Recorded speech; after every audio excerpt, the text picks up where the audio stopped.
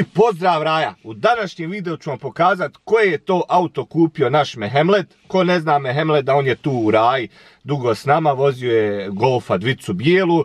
Nažalost, prije jedno 2-3 mjeseca, a mislim da je prošlo i 2-3 mjeseca, frajer je prošao kroz crveno i raznio mešu, znači ubio je dvicu, totalna šteta. Ništa od Golfa nije ostalo, iako je to njemu bilo auto na kojem je, ja mislim, i naučio voziti sve i nažalost nije bio u mogućnosti da kupi sebi bolje, pa smo mi napravili malu akciju i zahvaljujući vama on je kupio sad nešto sebi bolje i ja želim to da podijelim s vama, da vam to pokažem, da vam ispričamo čitavu priču, koliko je prodao dvicu, koliko je naplatio. Ali hajde, to ćemo kad nam Meša dođe, idem sad s njim da se nađem, ali prije nego što krenemo, samo da iskoristim brzinski Raja priliku i zahvalim se sponzoru ovog današnjeg videa, a to je stranica carvertical.com. Na ovom sajtu možete da saznate da li je vaš auto bio udaren, da li je bio na taksiju, da li je kilometraža vraćena i da li je možda bio ukraden. Znači, kad kupujete polovnjaka novijeg godišta, posebno iz inostranstva, carvertical.com, broj šasije i izbaci vam historiju auta. Ja ću vam pokazati sad primjer kako to izgleda na njihovoj stranci. Ovdje imamo BMW-a 7 koji je imao nezgodu, 2019. je godište, iz Njemačke je prebačen u Ameriku, pa iz Amerike u, ajde sad tu historiju da ne gledamo, Poljsku. Trenutno je auto bio u prodaji, u stvari u 12. mjesecu 2021. godine u Srbiji. Znači, možda vam je i poznat ovaj auto. Sad ću vam pokazati neke osnovne njegove specifikacije. Vidimo da je to benzin 240 kW, automat i dole imamo slike oštećenja.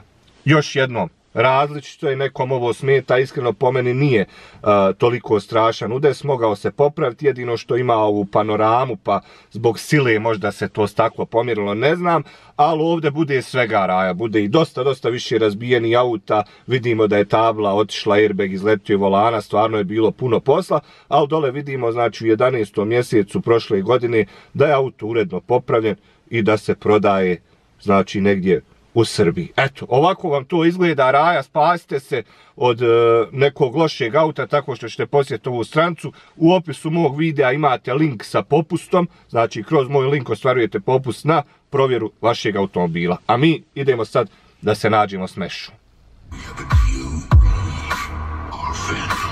Kao što vidite, E-klasa je u fullu sad, ljepota se vozat po ovoj gužvi kad je automatik, znači nema nikakvog napora, iako je stvarno velika gužva, ja je toliko i ne osjetim, kako zbog udobnosti, tako zbog ovog mjenjača. A Mešu sam poslao malo da očisti auto, s tim da on radi dostavu s njim i da tu dosta se toga uprlja, nek malo usisa, nek malo poradi, ali ako bude Raja prljav i dalje, ako primijetite šta, nemojte zamjeriti, jer opet izvukao sam ga s posla, jer odmah je počeo raditi čim je kupio auto, zaposlio se on u Korpi i nije imao slobodno toliko vremena jer iz Visokog radi u Sarajevu i onda putuje vikendom u Visoko i nisam htio da ga remetim dok on ne kaže ajde šta snimamo, pa evo odlučio je danas da uzme ti slobodnih par sati da bacimo par kadrova da vidite šta je to Mele uzeo. Evo, upravo sam se našao s Mešom na parkingu i iza nas, ajde, prilike iza nas, nalazi se njegov novi auto, pa hajde da vam ga i predstavimo. Znači, u pitanju je Seat Ibiza, 2006. godište sa 1.9 TDI motorom, onaj najbolji, jel ono? 74 kW. Znači, Mele je tražio ovaj auto, iskreno, kad je trajala potraga, mi smo mu slali sva auta, je bio cilj da on nađe sebi auto koje se njemu logično sviđa, da ne bude da mu mi namećemo neko auto, pošto on voli tu VAG grupaciju, bilo je, šta si gledao, Golf 4, Polo, Ibiza, je li bilo još šta? Pa to je otprilike to, ja mislim, glavni fokus je bio Ibiza, Polo, ja, bravo, Fabia, ali Fabia je ono bila baš ako se ništa ne nađe jer je bila žurba, morao se vratiti na posao. Ovaj auto ovdje što vidite ispred nas, ima malo posla, logično da se radi, nije nov, ali je jako dobro opremljen. Imamo ovdje malo po blatobranima hrđe, to će on sanirati kad prođe ova sezona, vjerovatno. I tako, ono, vidi se tragovi korištenja, ali dobra je oprema. Nevjerovatno da komande volana su tu, što je rijetkost baš kod ove Ibize, digitalna klima. Tempomat imaš, što je Mile to dobro, jer ja putuješ dosta i onda Mile tu treba tempomat, ali eto čudna je baš kombinacija komande volana, električna stakla naprijed, ali nazad nisu, nazad su kurble. Što bi mi ovo možda i mogli Mile napraviti da budu i nazad, a? Ma nije to, meni je bitno naprijed. A ja da ti voziš, ti si vozač, šta te briga za nazad? Ja Golfove četvorke po 5000 i više naprijed isto kurbule. Ja. Daj, ba dat 5000 za auto, ba 100%. Vintat prozor, mislim, nema smisla. Slažem se Mile, slažem se, boga mi, iskreno, iako da sad ne bude, evo i Mile tu voli Volkswagena, nije neki hejt, ali Golf četvorka stvarno drži previše cijenu. Nije toliko dobar auto da bi i dalje bio 5-6 hiljada. Iskreno bolje uzeti nešto mlađe. Koji je Golf četvorka bila najmlađa što si našao? Najmlađa, možda treća. Ja mislim, posle treće nije bilo, to je baš, ali pa to, su prva bila. To, i svi su ono na satu, imaju ogromnu kilometražu. Koliko je ovaj prešao, Mile? Ima 200, sat je 218. 218.000, nadamo se da je jeli pravih. Znači ja sam prešao ovih 8 si ti prešao za koliko? Mjesec i po, 2, jel? Svaka čast, Mile, eto vidite koliko je Mile požrtvovan, koliko radi, eto vizualno da vam pokažem. Auto, onako, lijepa siva, ali opet kažem, ima tu neki detalja što se farba, što će Mile polako rad kasnije. Baza je dobra i nama je bilo Raja najbitnije da se to njemu sviđa, da ne kupimo auto sad na silu, neko on je gledao ovu Ibicu i posebno je ovaj lijep prednji branik što je dolazilo na ovim mlađim generacijama, jel, hajde da kažemo, faceliftu i eto, nadamo se da će Mile malo i srijeti ovo, da će biti neke felgice za ljeta, ha, jel se planira? Meni je čudno, evo sad kad je došao Raja, gledam nisu LED sjelce, bilo mi drama čudno Mile inače na svom kanalu ima testove tih LED sjelica u farove, tako da javite se Miletu. Meni se dosta Raja Mile javi i kaže koje sjelce da kupi. Ja stvarno nisam puno testirao kod ti bolje znaš, pa evo Mehemedu se javite za savjet. Ova starija Ibica, većinom ona starija prije facelifta imala H4 sjelce, ja? Farove. I to sam mogao odmah s Golfa napokan. Međutim, ovo je facelift idu H7 i H1 ili H3. Aha. Tako da ne mogu ja razumijem. A ja bi odmah prebacio to bez danja. Dobro, pošteno. Eto Raja ovako vizuelno izgleda Miletova Ibica, mislim da sam vam dovoljno pokazao, možda i primijetite da se na trenutak kamera zatresi jer vani je hladno Raja, ja treskam pomalo, pa je možda najbolje da ubacim unutra kameru. S Miletom se provozamo, da vam ispričamo kako je Golf otišao, kako je teklo to s osiguranjem, koliko je platio Ibicu, šta je uložio u nju, eto čisto onako da podijelimo s vama par ti stvari vezano za Miletov novi auto. Evo imamo trenutno 2 kadra, ja ću malo ovako ubaciti čisto da vidite iz ove perspektive kako to kod Mileta sve uredno lijepo izgleda. Znači ovdje ima i fabrički AUX, jel? Da. Ovo nisam vidio kod nekih modela. Čudna opet kombinacija opreme i ovo je, a vidite to je kao fabrički player, jel? Da. Aha, vidiš što je i ta čudna kombinacija. Eto, nešto novo smo vidjeli ovdje kod Mileta i evo još jednom iz mog ugla kako to izgleda. Ja sam odlučio da budem suvozač, da me Mile provoza u svom novom autu i sad ćemo da nastavimo priču na ovu gore kameru. Ispričat ćemo vam prvo ukratko šta se desilo. Prvu stvar pogledajte kakav je udes imao Mile.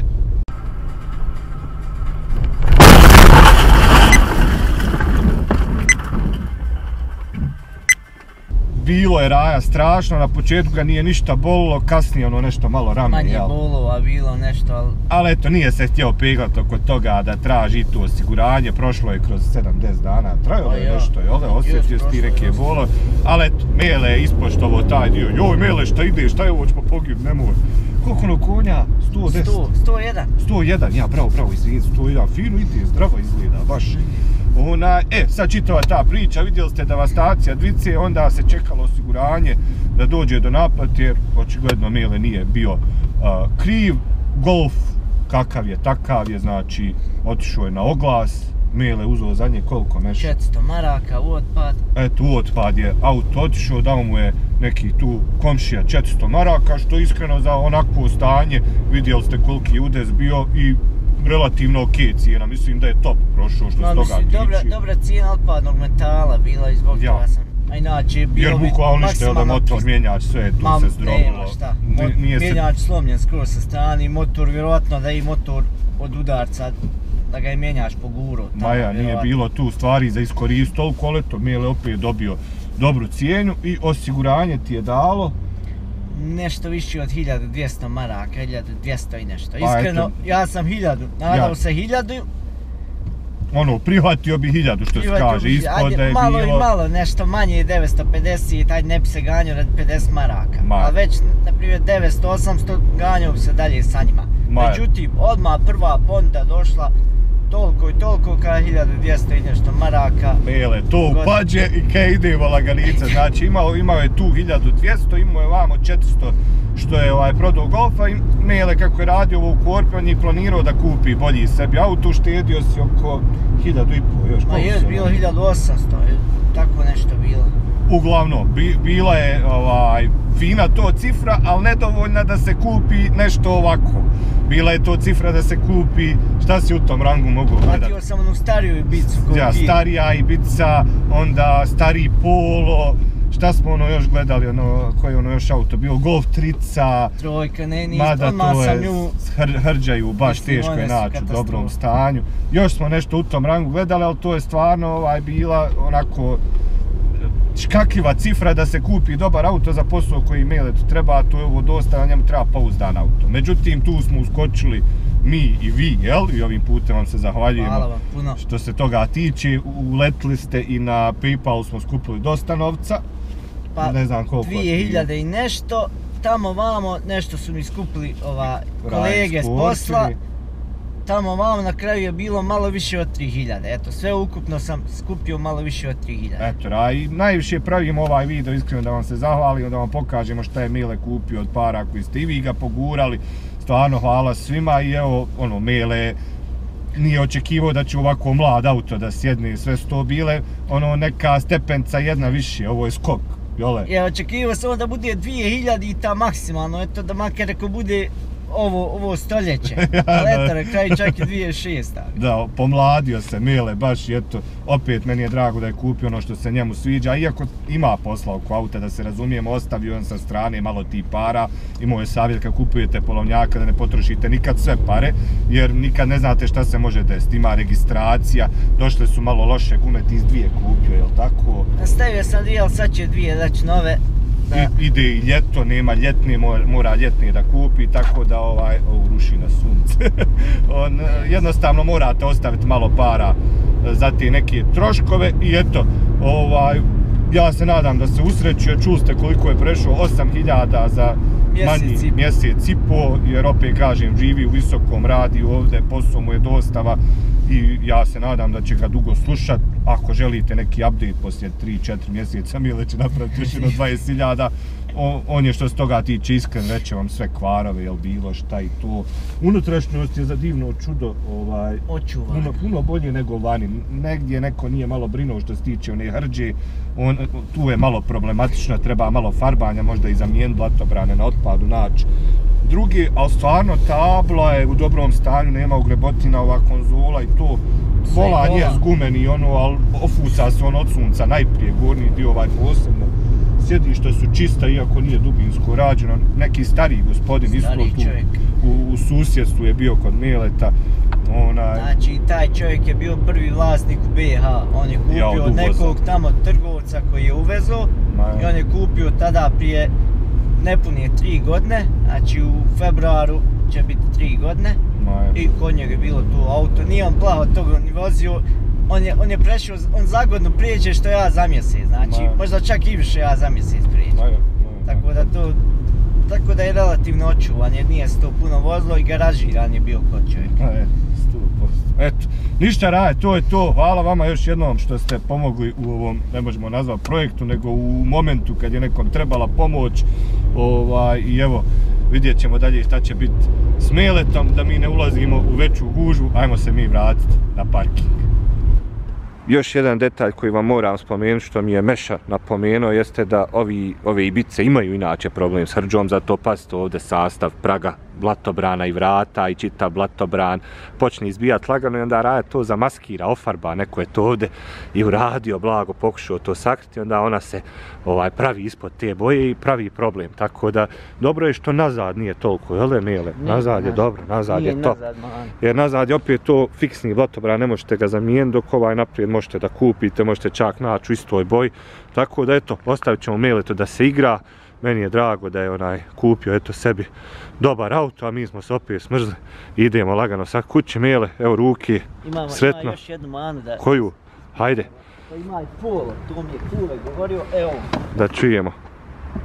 Aha, ima lufta u vratima kao ja. Isto kaže Kule, isto na polo četvorka koji dijeli šasiju s ovim. Ista je stvar. Hajde, riješćeš ti to, Mile. To Kule znači. 100%, vidimo se, Mile. Ćao, čao.